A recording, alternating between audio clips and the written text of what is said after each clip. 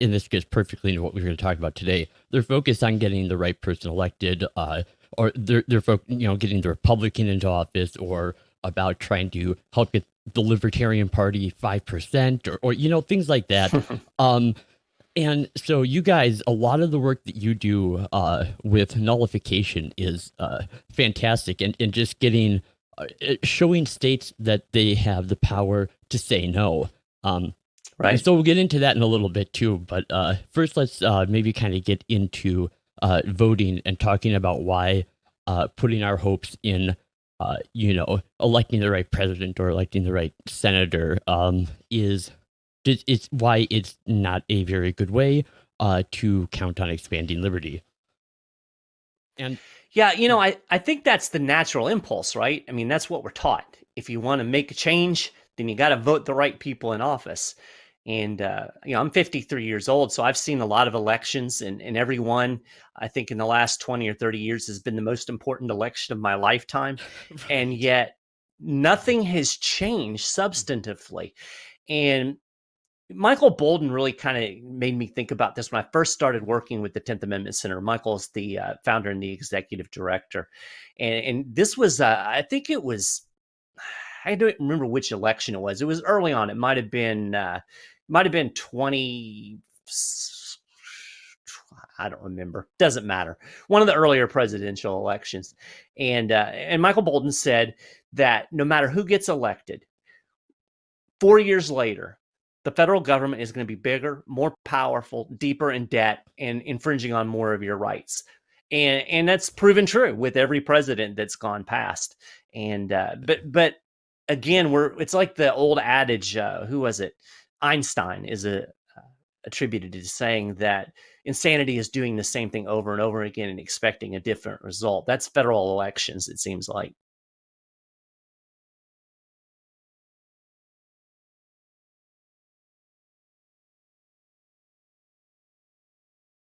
Suck. Yeah. Well, where do people think these politicians come from?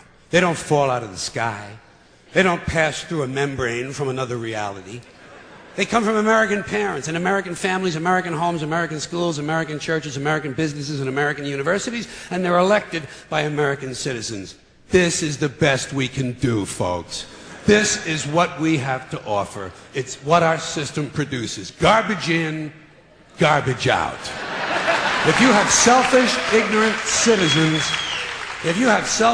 citizens, you're going to get selfish, ignorant leaders. And term limits ain't going to do you any good. You're just going to wind up with a brand new bunch of selfish, ignorant Americans. So maybe it's not the politicians who suck. Maybe something else sucks around here. Like the public. Yeah, the public sucks. There's a nice campaign slogan for somebody. The public sucks. Fuck hope. Fuck hope. Because if it's really just the fault of these politicians, then where are all the other bright people of conscience? Where are all the bright, honest, intelligent Americans ready to step in and save the nation and lead the way? We don't have people like that in this country. Everybody's at the mall, scratching his ass, picking his nose, taking his credit card out of his fanny pack and buying a pair of sneakers with lights in them. So I have solved this little political dilemma for myself in a very simple way. On election day, I stay home. I don't vote. Fuck them. Fuck them. I don't vote. Two reasons I don't vote. First of all, it's meaningless. This country was bought and sold and paid for a long time ago. The shit they shuffle around every 4 years doesn't mean a fucking thing. And secondly, I don't vote because I believe if you vote, you have no right to complain. People like to twist that around, I know. They say, well, if you don't vote, you have no right to complain. But where's the logic in that? If you vote and you elect dishonest, incompetent people and they get into office and screw everything up, well, you are responsible for what they have done. You caused the problem. You voted them in. You have no right to complain. I, on the other hand, who did not vote, who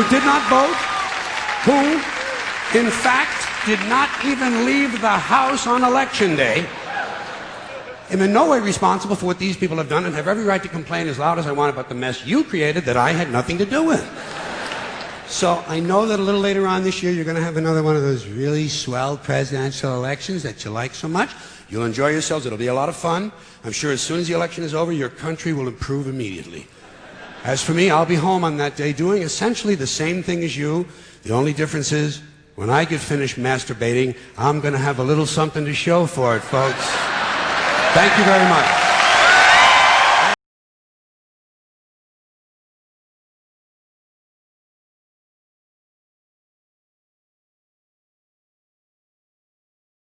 Robert Nozick developed something called the tale of the slave. It's very brief, goes through 9 quick stages. Nozick invites you to imagine yourself as the slave in the story. Stage 1 is that you are indeed a slave subject to a brutal master who forces you to work for him and who beats you arbitrarily. In the second stage, the master lightens up a bit, and he beats you only for breaking the rules, and he even grants you some free time. In the third stage, we add the additional dimension that you are one of a group of slaves subject to this master.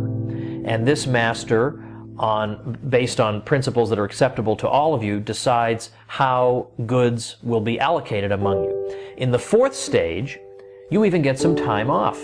You have to work for the master for only 3 days per week. The other 4 days are your own.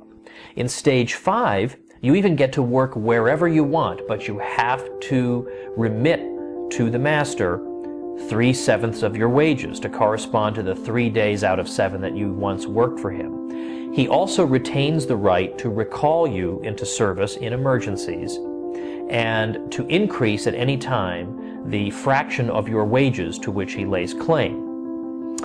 Then, in stage 6, everyone, all let's say 10,000 slaves, except you, are granted the right to vote. So they get to decide what is allowed and what is not allowed. They get to decide what fraction of your wages will be taken away and what outlets the money will be spent on. In stage 7, you still don't have the right to vote, but you are allowed to try to persuade those who can vote to exercise their powers in a particular way. In stage 8, you are granted the right to vote, but only to break a tie. You write down your vote, and if a tie should occur, your vote is opened up and recorded. No tie has ever occurred. Finally, in stage 9, you are fully granted the right to vote. But this simply means, functionally, that as in stage 8, in case of a tie, your vote carries the issue. But there has never been a tie. Nozick's question is this: at what stage between 1 and 9 did this become something other than the tale of a slave? That's the kind of mind-blowing question that makes you rethink everything you've been taught about taxation and society, government. It's the kind of thing that makes you skeptical of government propaganda from that moment on. And that's precisely why Nozick's question is never asked.